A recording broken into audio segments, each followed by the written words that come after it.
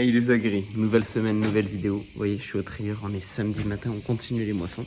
Pour moi, la vidéo de la semaine dernière s'est arrêtée hier soir, elle reprend ce matin. On moissonne ce week-end parce que les conditions sont bonnes. Soleil, tout ce qu'il faut, ça se voit. Bref, je commence à rouler les bennes. Les portes du bâtiment. Et j'ai vu que quand je triais, il y avait du blé qui ressortait un peu à des endroits où il ne devait pas sortir. Dans les déchets et tout. Du coup, je démonte les grilles. Vous voyez? Et on voit. Donc mes grilles sont complètement tampées comme vous voyez. Du coup, on prend un ancien godet en plastique. Et hop.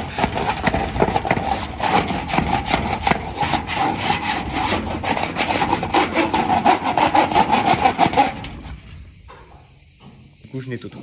Et on continue à moissonner. Tout à l'heure, on va essayer de livrer une première benne. Parce que, comme vous savez, on a du blé sous contrat. Du coup, on va voir s'il correspond au contrat qui a été fait. Et voilà. Bon, allez, on continue. Et voilà, du coup, lundi matin, on réattaque à fond. Ce qui s'est passé, c'est qu'on avait un peu de paille à presser. On avait une petite bricole à faire à la ferme au niveau du trieur et tout. Et on avait à presser un peu de paille. J'ai ratelé le rond de baleur. Et en fait, la paille était un peu moite ce matin.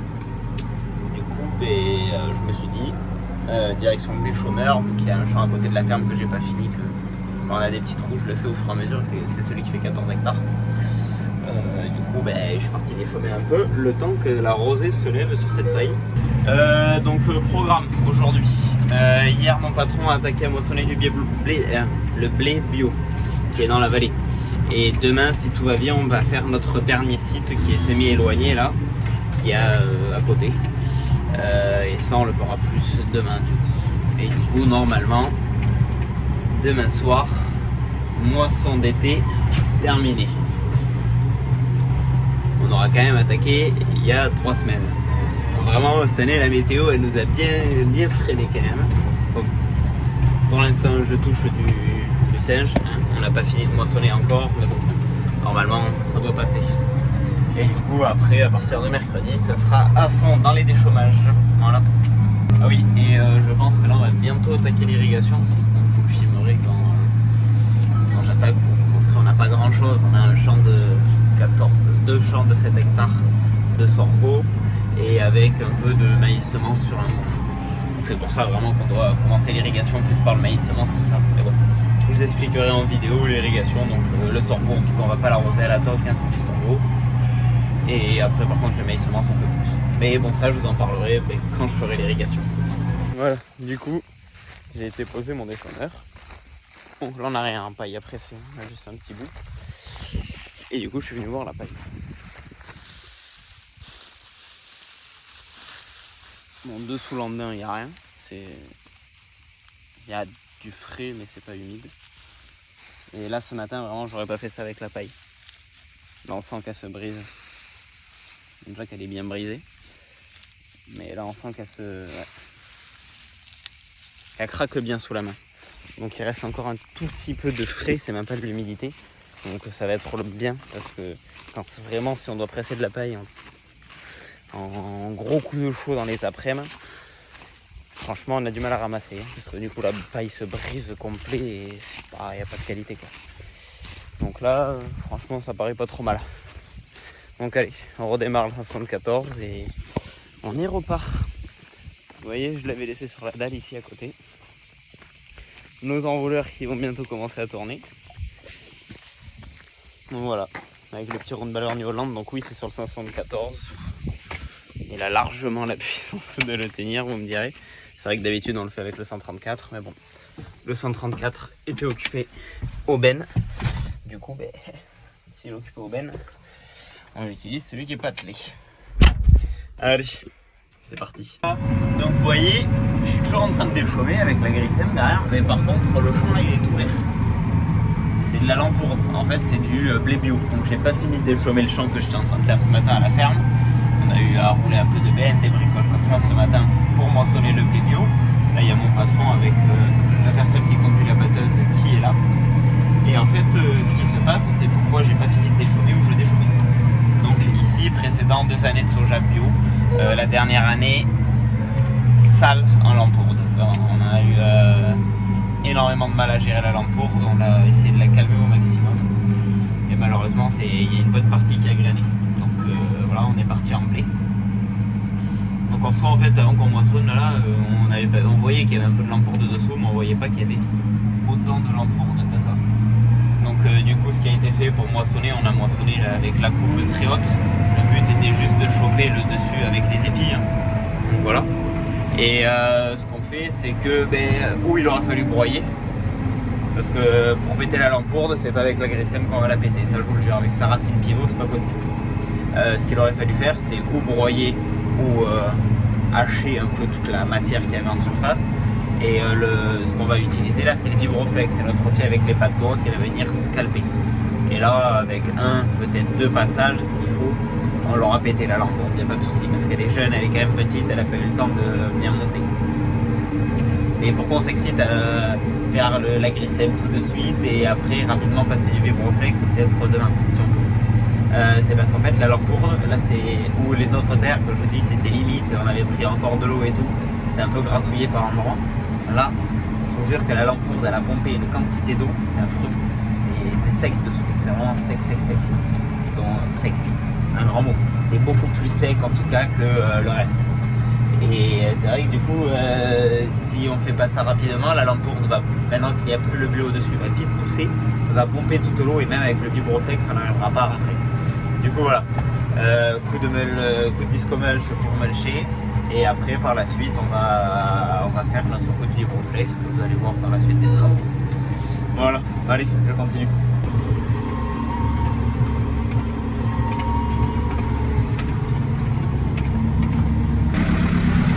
Nouvelle journée, un peu d'irrigation. Donc, mon petit 780 devant, un petit triangle d'attelage rapide, un enrouleur Perron. Je le présente quand j'arrive en bas, parce qu'il faut que je déplace un petit truc dessus. Je vous explique ça après. Il est 8h du mat. Je commence à faire un peu d'irrigation, parce qu'après il y a la CX qui est là. À 10h on décolle d'ici. Et on va attaquer notre dernier site à moissonner. Voilà, donc allez, j'ai déjà descendu la remorque avec les tuyaux parce que j'ai jamais arrosé là-bas, je sais pas comment on fait niveau longueur de tuyau. Du coup j'ai posé carrément la remorque du tuyau en bas. Et comme ça j'utiliserai les tuyaux que j'ai besoin. Voilà, je me mets une barre sur ma chape pour pas perdre l'enrouleur. Bon là je prends pas la route, on est juste autour de la ferme. Je vais de l'autre côté là-bas, pas bien loin. Bon allez, on se retrouve là-bas. Voilà, du coup je viens de poser mon enrouleur. Donc ici on a une bande enherbée, vu qu'on a le lac juste derrière cette haie. On a notre enrouleur qui est posé là. Donc c'est un enrouleur qui est sur tourelle, c'est-à-dire que des fois on est bloqué, c'est-à-dire qu'on peut reculer le chariot ou le mettre que dans une position et devoir tourner l'enrouleur à 90, n'importe quel degré. Bon là, vu qu'il y a de la place, j'en profite de ne pas avoir à le tourner, je le recule directement.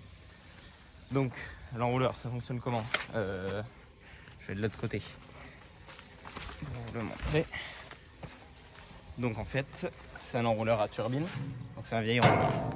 C'est vraiment très vieux, on en a un peu plus récent qui est un peu plus petit, mais lui il est vraiment très vieux. Du coup en fait il y a une turbine dans quoi l'eau passe, et en fonction de si on ouvre ou ferme cette vanne, ça va faire plus ou moins de débit dans la turbine. Plus il y a de débit d'eau dans la turbine, plus il s'enroule vite. Donc ça veut dire que là j'ai mis mon tracteur devant le chariot, je vais le débloquer tout ça, le dérouler presque jusqu'au bout de la parcelle. Il va pas aller jusqu'au bout, on doit faire un autre enrouleur de l'autre côté. Je le déroule et du coup on envoie de l'eau. Donc quand on démarre notre pompe, si on veut qu'il y ait beaucoup d'eau, on n'envoie pas beaucoup d'eau dans la turbine. Comme ça, et l'enrouleur s'enroule doucement. Et notre canon qui est là, qui travaille à 180 degrés à peu près, même un peu plus, on le fait revenir un peu en arrière. Mais il va arroser comme ça et le tuyau, grossièrement, le faire enrouler au fur et à mesure. Donc on a à peu près l'habitude des positions de la vanne. Parce que sinon, en vrai, à l'époque, il y avait un mano, mais il marche pas de ouf. Et on sait qu'à peu près, avec une certaine pression, ça combien il déroule avec les pignons. En moyenne, voilà, on se l'est calé comme ça l'an dernier, on a à peu près le bon réglage, on n'y touche pas trop. Voilà, bon du coup, première étape là. Oui, il y a des modifications que j'ai fait cet hiver sur l'enrouleur. Par cette petite vanne, vous voyez, il y a un petit tuyau jaune qui monte, et un sprinkler ici, en haut, un tout petit arroseur. parce que souvent du coup sur la zone qui est ici, autour de l'enrouleur, quand le canon arrive, ça arrose pas très bien. Donc ce qu'on fait, c'est que quand on le met en route, on ouvre ça, on le laisse pendant 4 heures à peu près, ça fait 20-25 mm, et ça va venir arroser bien notre tour ici, que notre canon arrivera mal à arroser. Seconde modif que j'ai fait cet hiver, c'est que du petit bricolage, hein, vraiment c'est pas grand. J'ai créé ces petits crochets ici. Vous voyez, il y en a un là et un autre là. C'est comme ça en fait, ça me permet que quand je transporte mon enrouleur, on a toujours un tuyau souple qui est branché à l'enrouleur. Parce que jamais avec les tuyaux rigides, on va tomber pile poil. Vous voyez, j'ai mes tuyaux rigides là. Et là-bas, il y a une petite bouche. Je vais me brancher à la bouche, tirer ma ligne de tuyau ici et brancher. Ça, on va le faire tout de suite. Et une fois que je pense que tout sera branché, je vais tirer mon enrouleur. Non, je vais peut-être tirer mon enrouleur avant de brancher parce qu'il va falloir que je revienne par la bande enherbée. Bref, je vais voir. Du coup, voilà. Donc après, c'est un enrouleur à fonctionnement très simple. On a un autre avec un IRI France avec un IRI Dozer. Du coup, il y a comme un petit ordinateur de bord avec quoi on travaille. Bon. Voilà. Ça, c'est vraiment la base de la base. Donc, on prend à peu près 80 mètres de large avec cet enrouleur parce qu'on a la pompe qui est juste de l'autre côté du lac. Donc, tout ce qui est autour de la ferme, la pompe, elle pousse bien fort. On a une grosse pompe. Donc on sait qu'on va prendre 40 mètres à peu près de chaque côté. Donc c'est pour ça, là on a une petite parcelle de maïs semence qui est clôturée. Juste derrière, on le voit un peu plus vert là. Au moins ça nous évite de traverser la petite parcelle de maïs semence. Vraiment on l'arrose d'un bord à l'autre. Voilà, bon allez, on va commencer à sortir les tuyaux. Là-bas il y a une bouche. Attendez, je vais vous prendre avec moi pour poser la bouche. Voilà, donc ça c'est ma vanne. Et en fait, on a un réseau d'irrigation enterré. Je passe au-dessus de la clôture sans m'y foutre les pattes dedans. On a un réseau d'irrigation enterré et on a des bouches, pas un peu partout, mais où il y a besoin, comme ça. Et du coup, on met ça dessus. Et en fait, quand ça, on l'a monté, c'est de là où nos tuyaux sortent. Là, elle est en position fermée, c'est-à-dire qu'elles sont toutes en position fermée. Quand on met ça, on va dévisser et ça permettra d'ouvrir et de faire partir l'eau. Du coup, là, j'ai juste quelques tuyaux à poser jusqu'à mon enrouleur. Voilà, je posais quelques tuyaux, vous voyez. Et le souci, c'est que sur la remorque, je croyais que j'avais de tuyaux courts. J'ai pas de tuyau court. Il me faut un petit tuyau court pour aller jusqu'à l'enrouleur. Je viendrai le descendre avec le tracteur. Bref, c'est pas hyper grave. Là, je vais lancer mon déroulement et je vais dérouler mon enrouleur. Donc, il faut que je me remémore. On a ça à débrayer. Ça, faut le déclaveter. Faut que je prenne la clé pour forcer, pour me foutre là, pour retirer mon clapet. Et après, on débraye ça pour le faire tomber. Et de là, j'accroche mon chariot, je le tire. Ah oui, quand on déroule l'enrouleur, le truc hyper important à faire, c'est tourner le canon. Parce que quand on a les tracteurs sans cabine, on ne tourne pas le canon, il y a toujours un peu d'eau dedans. Donc des fois, le fait de dérouler, ça renvoie des petites giclées. Bon là, il n'a pas servi de l'année, donc normalement, il était vidangé. Mais ça arrive que du coup, on se prenne une douche fraîche. Voilà, bon allez, je déroule, on se retrouve après. Donc voilà, mon enrouleur est en position. Et ce qui va se passer, c'est que là, on va repartir bientôt moissonner sur le dernier site, comme je vous ai dit hier. Donc je vais monter, faire le plein des tracteurs, tout ça. Finir de préparer. J'ai vu que la batteuse est en train d'avoir son plein. Du coup, on va pas tarder à y aller. Donc ce que je fais, je remonte à la ferme. Et j'ai vu qu'il me manquait un petit tuyau de 6 mètres. Et au pire, je mettrai en route ce soir. Parce que vaut mieux irriguer. Quand on peut, on essaye d'irriguer la nuit au maximum. Il y a moins de pertes et d'évaporation. Donc au pire, pour ramener juste un tuyau de 3 mètres, je descendrai avec le quad. Pas besoin de venir avec la remorque ou quoi que ce soit. Voilà, allez, on va se retrouver au départ pour les dernières moissons. Voilà, du coup, je suis au champ avec la seconde benne.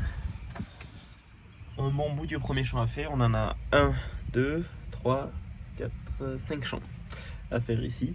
Donc il y en a un tout petit qui est collé à un autre, donc voilà. Et du coup, batteuse au champ, la première benne est partie l'hiver. Et du coup, vu que quand je suis arrivé, la première benne elle venait juste d'avoir la première trémie, je me suis dit, j'aurais pas le drone avec moi, j'irai pas faire quelques plans. Du coup, je vous ai fait quelques petits plans, je vous les mets tout de suite. Allez, c'est parti sur les petits plans.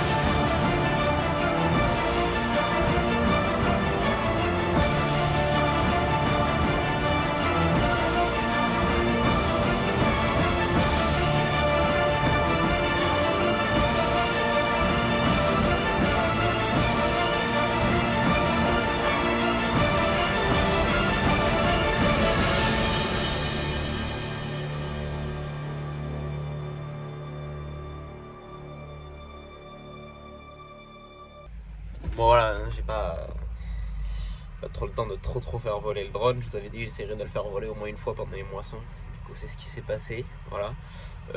J'espère que les plans sont stylés. En vrai ça faisait longtemps que j'avais pas fait voler le drone, du coup plus trop l'habitude. Ça devait faire 2 mois que j'avais pas fait voler un drone.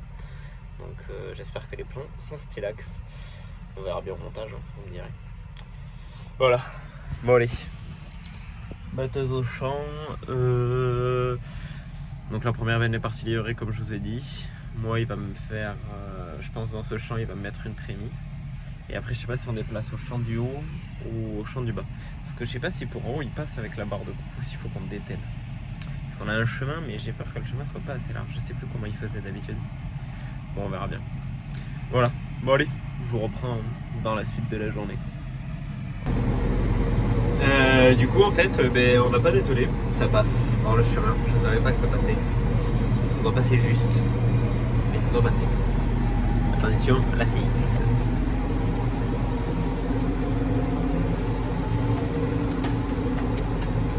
Je sais pas si ça se voit bien, mais je pense qu'on pourrait pas avoir une coupe plus large. Vraiment je pense que ça ne passerait pas. Déjà que par moment ça va coiffer un peu les branches sur les côtés. Mais voilà quoi. Bon mais du coup c'est pratique parce que on n'aura pas à dételer du tout pour faire tout le site ici. À un endroit on a juste à traverser une toute petite route là qu'on a pris pour venir. Donc ça craint pas de traverser avec la barre de coupe attelée. Et voilà. Donc en vrai c'est pratique. C'est bien pratique. On s'en rend pas compte, mais de ne pas avoir à atteler et dételer, c'est un gain de temps. C'est impressionnant. On gagne vraiment beaucoup de temps à ne pas avoir à dételer et dételer. Bon là on arrive sur 2 parcelles moins productives. Ça va être dans des combes, tout ça, ça va pas être... on sait qu'on fait pas péter les rendements à chaque fois là-dedans. Mais bon, on fout. Je pense que cette année elles vont produire parce que toutes les combes, toutes les parcelles comme ça un peu combes qu'on a eu, bah, cette année elles ont craché. Parce qu'on a eu les conditions météo pour ça. Donc je pense que ça ira. Hop, la SX vient de déplier la trémie, elle réattaque. Bon allez, à tout à l'heure. Ok, d'accord, ça va. Si parfois il y a cette évidence qui peut me jeter. C'est quoi une journée moisson sans problème? On se pose la question. Voilà. j'ai la chambre à air qui vient de se hacher complet.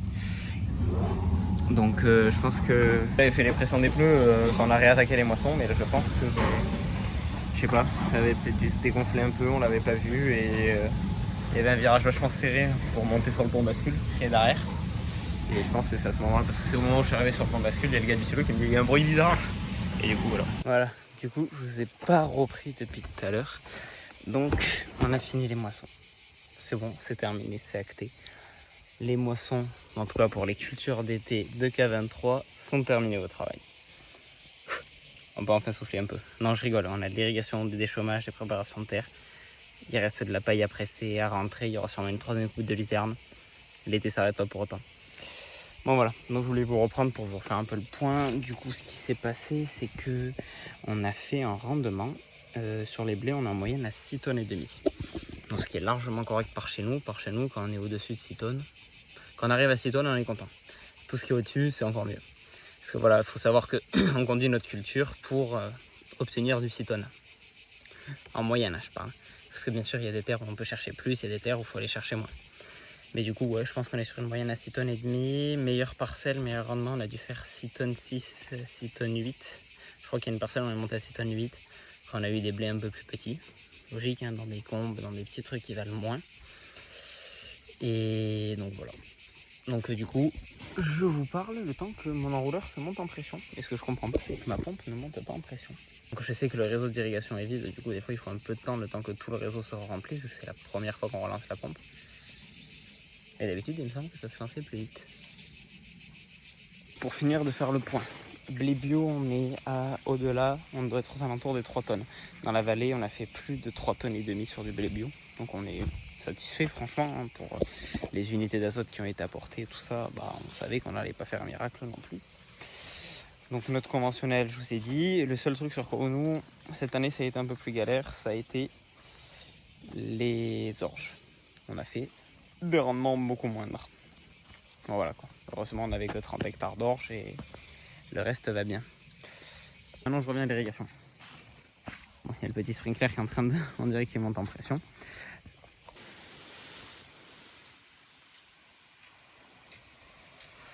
Voilà, du coup, je suis venu voir mon canon qu'il aille bien sur la largeur que j'espère.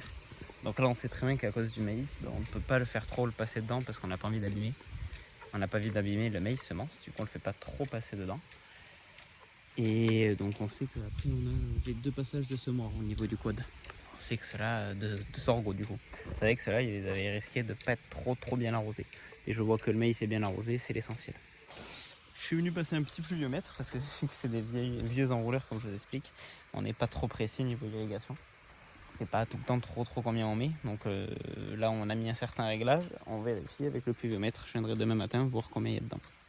Voilà, du coup, lendemain matin, je suis en train de préparer la ventilation pour notre blé. Vu que tout le blé est rentré, j'ai vidé les dernières bennes qu'on avait dans le boisseau ce matin. Tout notre stockage du blé est là. Je montrerai sur la pile pour vous montrer le volume qu'on a rentré cette année. Ce qui se passe, c'est comme vous savez, là-dessous c'est une grille. Par quoi il y a l'air qui est propulsé pour venir ventiler. Le souci, c'est comme dans cette case, on l'a pas rempli au max et vu que la ventilation part de là-bas, si là il n'y a pas de blé, tout l'air va sortir par là et le reste ce sera très mal ventilé. Du coup, ce qu'il faut faire, c'est boucher. Donc ce que j'ai fait, j'ai pris mon merlot. Et avec mon godet, j'ai poussé au maximum pour pas que le blé me se foute au niveau des grilles. J'ai retiré une des grilles et j'ai entassé un big bag. Je vais remettre ma grille à sa place et comme ça va permettre en fait que l'air s'arrête là et quand je vais retirer mon godet, il y aura quand même plus de blé là. Donc c'est pour ça que je me sers du merlot parce que si je l'aurais mis pareil un peu plus par là, j'aurais levé une grille bouchée. Le souci c'est qu'il y aurait quand même une déperdition d'air. Du coup voilà. Cette étape et après je vous prends de l'autre côté pour vous montrer l'installation de l'arrivée d'air, de la soufflerie, de tout ça. On continue. Voilà, du coup, là c'est la soufflerie installée à l'extérieur. Vous voyez, c'est quand même un beau bébé de soufflerie parce qu'on peut le comparer à une petite qu'on a parce qu'en face on a tout ce qui est petite case, vous voyez. Et la taille de la soufflerie c'est pas du tout la même. Vous voyez, soufflerie beaucoup plus petite ici. Et l'avantage de ça là, c'est qu'en fait on a 4 trous, on a 4 travées là. Et à chaque travée on la met devant, vous voyez. On a le truc là, on a 2 tuyaux qui partent ici, qui nous envoient à l'eau de grille. Donc maintenant on va regarder plus l'intérieur. Voilà, à l'intérieur ça se présente comment? On a notre arrivée qui se fait ici. Et après là on a un répartisseur sur les 3 voies. Il y a 3 voies qui vont jusqu'à l'autre côté du bâtiment. Voilà, donc on fait un petit tour dans le blé. Je vais monter sur la pile, que vous voyez. Je me suis mis en chaussettes, hein, parce que sinon les pompes elles sont remplies de blé. Et de faire ça en plus on voit s'il y a des endroits où le blé il chauffe. Mais c'est vrai qu'on avait déjà fait un tour, on avait vu que le blé commençait et de la chaleur. Bon là, la partie où je suis c'est froid. Donc franchement c'est bon signe. Mais pourquoi il faut éviter qu'il chauffe? Parce que le risque en fait c'est que s'il était rentré avec un peu d'humidité, il va commencer à fermenter entre guillemets. Et donc il commence à remonter en température un peu. Ça peut nous faire de l'apparition du charançon, pardon. Et le souci du charançon, c'est que ça va venir nous bouffer tout le stockage. Donc pour éviter ça, on souffle. Si le blé commence pas à chauffer, le charançon ne se développe pas en soi dedans. Parce qu'on ne peut pas traiter, je crois qu'à l'époque on pouvait, mais là on ne peut pas traiter en stockant notre semence. Notre semence elle est stockée, notre blé. Notre blé est stocké, il n'est pas traité. Je crois que dans certains pays ça se faisait, ou même avant en France, on traitait le blé avant de le rentrer avec un insecticide qui permettait de venir tuer tous les parasites quoi. Mais nous ici non, c'est vraiment du stockage comme ça. Donc vous voyez, la cellule elle part de là, elle fait tout ça jusqu'à là-bas. Donc un peu de stockage quand même ici. Donc vous voyez normalement ici il y a un mur, bon, alors on l'a presque recouvert. Le mur qui est là, c'est en fait 2 silos. Et de ce côté, ça fait 200. Je crois que de ce côté, ça peut faire jusqu'à 400 tonnes de blé. Donc on le sépare parce que des fois, quand on a 2 variétés différentes, on essaye de séparer nos 2 variétés. Ou si une année, on a beaucoup d'orge, on va mettre de l'orge un peu d'un côté, du blé de l'autre. Et voilà, on essaye de s'arranger comme ça. Donc c'est pour ça qu'il y a un mur entre les 2. Donc non, là, le blé, franchement, n'a pas trop commencé à chauffer, c'est impeccable. Donc vous voyez, ici, c'est où tout à l'heure on a poussé avec le godet du télescope pour boucher l'une des grilles de ventilation pour pas que l'air se barre. Donc voilà, franchement le blé n'a pas commencé à chauffer ou quoi, mais vu qu'il fait lourd, il fait pas lourd aujourd'hui, il fait vachement couvert, l'air est pas très chaud, donc je pense qu'on va lancer la soufflerie quand même. Parce que le mieux pour souffler en gros ça va être je vais pas dire de bêtises, mais essentiellement la nuit, et dans la nuit on va dire de 4h à 6h, c'est là où l'air extérieur est le plus frais, parce que la soufflerie fait qu'aspirer de l'air extérieur et l'envoyer dans notre blé. Donc là aujourd'hui il fait pas très chaud, je pense que je vais la lancer là, on va la laisser tourner toute la nuit, si demain matin il fait chaud on la coupe et on la relance la nuit. Voilà, bon allez, on lance ça et après il est bientôt l'heure d'aller manger, mais je vais pas aller réattaquer à déchaumer. Je pense que ce que je vais faire, c'est on a quelques bottes de paille que j'avais pressées qui sont à côté. Et je vais commencer à les grouper au moins. Ou peut-être pas les sortir, mais au moins les foutre au bord du champ. Bon allez, on se lance la ventilation, c'est parti. C'est bon, fini de manger. J'ai été checker l'enrouleur vu que je l'ai à côté de la ferme. C'est la première fois qu'on arrose de la saison. Du coup, j'aime bien je suis toujours un peu stressé sur l'irrigation. Donc je suis reparti voir que tout se passait bien. Et là, je suis dans le thé à Grissem déplié derrière moi. On va mettre un coup de graisse très important avant de partir travailler. Donc qu'est-ce qui est important à graisser nous sur la Grissem? On a des graisseurs à chaque fois au niveau des vérins, tout ça. Bon ça, je dis pas que je le fais tous les jours. Je le fais de temps en temps un peu.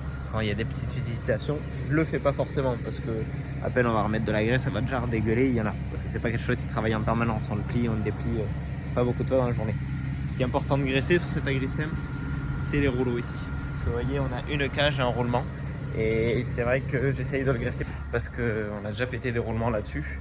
Donc maintenant on passe même sur des roulements étanches parce qu'en fait c'était pas des roulements étanches avant et maintenant ce qu'on commande c'est des roulements étanches, donc pas besoin de les graisser, c'est du graissage à vie. Pourquoi on fait avec ça? C'est parce qu'en fait il y a beaucoup de poussière qui rentre dedans et c'est vrai que les roulements ont du mal à tenir. Bon, en tout cas ceux qui étaient avant dessus. Bon, on en a pété 2 la campagne dernière, pour l'instant chousse des singes, on n'en a pas fait d'autres dessus. Il y en a déjà c'est un outil qui avait été acheté d'occasion. Il y en avait déjà qui avait été cassé dessus, qui avait été remonté avec ces fameux roulements. Petit graissage terminé. Maintenant on décolle au champ. Ça va, c'est le champ qui est à côté de la ferme que j'avais pas eu le temps de finir. Donc on finit ce champ. J'ai un petit coteau à faire, léger. Donc je le prends en travers, ça va impeccable. Et après j'aurai plus qu'à me faire tous les tours de ce champ et l'enregistrer dans mon GPS parce que c'est un champ que j'ai pas encore enregistré. Voilà, du coup, je suis rentré à la ferme, j'avais fini de déchaumer le champ du côté de la ferme. J'ai dételé mon carrier, j'ai posé la masse devant. Pourquoi? Vous allez le voir, vous allez le comprendre un peu plus tard. On l'appellera un autre tracteur, mais bon, pour l'instant, je ne dis rien. Et j'ai ratelé mes cover crops. Pourquoi? Je vous expliquerai au champ, dans les champs où on sera, c'est pour le bio. Et là, ce que je vais faire, c'est aller à l'atelier et graisser mes paliers. Avant de travail, très important le graissage. Du coup, je graisse et on se retrouve au champ. C'est parti. Du coup, pourquoi le cover crop, hein? Parce que là, vous vous souvenez, dans le bio, je vous ai dit qu'il y avait un champ. Donc on avait 3 champs de blé, 3 gros champs de blé, donc pas les petites bricoles où on avait un peu de févrole ou quoi. Il y en avait un qui était sur le plateau, qu'on a passé à la grissème juste après, ça se faisait impeccable, ça c'était la semaine dernière ou celle d'avant, il me semble. Et après, dans cette semaine, je vous ai dit, un champ, beaucoup de matière, on met un coup d'agrissème pour pouvoir les scalper derrière. On voulait essayer 2 choses, ou à la grissème ou au cover crop. On voulait faire les deux. Mais du coup, vu qu'on avait 2 champs, c'est pratique. On va faire sur un champ qu'on a passé à la grissème, on va faire le vibroflex pour scalper. Et un champ où on fait le cover crop et on va passer derrière avec le vibroflex, tout pareil. Donc là, du coup, j'ai attaqué au cover crop. Je vous montre à peu près le travail que ça donne. Donc, comme travail fait, ça donne ça. Donc, vous allez me dire, c'est pas forcément fou comme travail. Et là, ce qui est recherché, c'est pas tout à fait la même action. Dans tous les cas, l'action là qui cherche un peu, c'est à réouvrir un peu le sol un peu plus profond, redisquer, essayer de foutre une partie des pailles dessous, essayer de bien brasser. La grissème travaille, je vous rappelle, sur vraiment les premiers, ça veut dire mulcher. Que là, le cover crop va avoir un principe d'aller plus creux et de remuer plus de terre. Voilà, du coup, les aigris, comme d'habitude, j'oublie de filmer la fin de vidéo. Bon, là, en fait, j'ai un peu oublié de la filmer parce que, comment vous dire, vous avez vu qu'on a dételé la grissème, que j'avais laissé la masse de devant, je vous ai dit qu'on allait atteler un autre tracteur. Mais en fait, vous aurez toutes ces explications dans la vidéo de demain. Donc voilà, là en fait, vous avez un peu un contenu de la vidéo de la semaine, de ce qui s'est passé, ou en tout cas de mon début de semaine jusqu'à mercredi. Et jeudi et vendredi, la vidéo sort demain, parce que ça va être un contenu différent. Je vous en dis pas trop, il y a un tracteur qui arrive sur la ferme pour 2 jours. Allez checker la vidéo, franchement elle est stylée de ouf. Et je vous dis du coup quand même à la semaine. Donc je vous dis à demain pour une nouvelle vidéo et aussi à la semaine prochaine pour le prochain vlog de la semaine. Ciao ciao tout le monde.